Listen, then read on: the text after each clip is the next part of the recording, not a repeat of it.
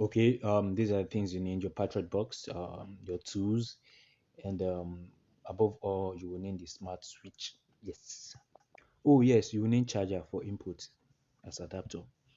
Okay, this is exactly how the smart switch look like. Yeah, you have the four channels there, and then your input with your regular output. Let's get started with some music.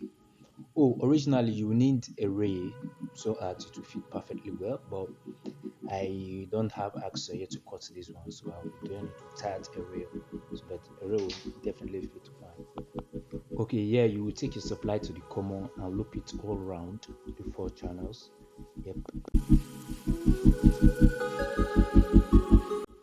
All right, for now, we'll be working with these as our load. We have three wires there, two for the bulb and one as common neutral. Yeah. Okay, this is our supply, our mains and neutral.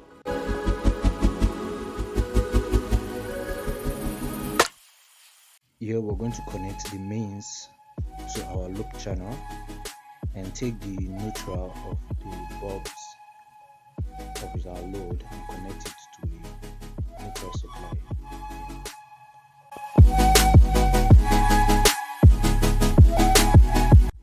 Lastly, let's introduce our adapter.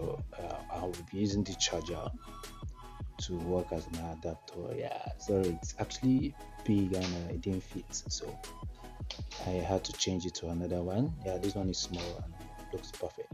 Yeah, so I connected it to the main supply.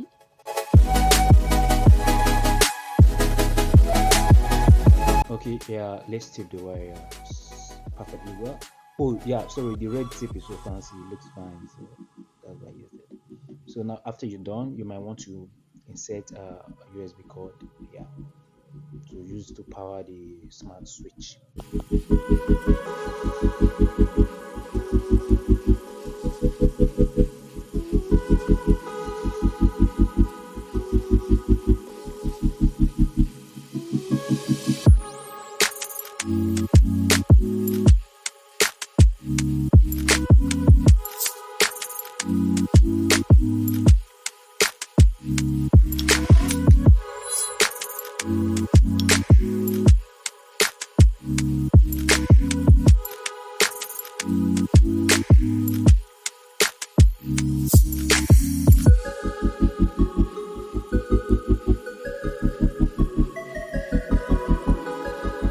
All right, like I said, a ray would have been perfect. Like you might need ray, so the smart switch will sit on it.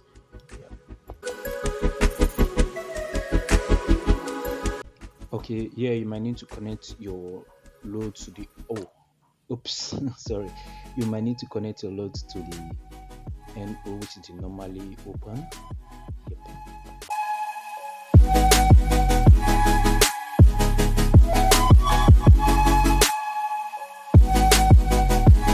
All right, let's power up.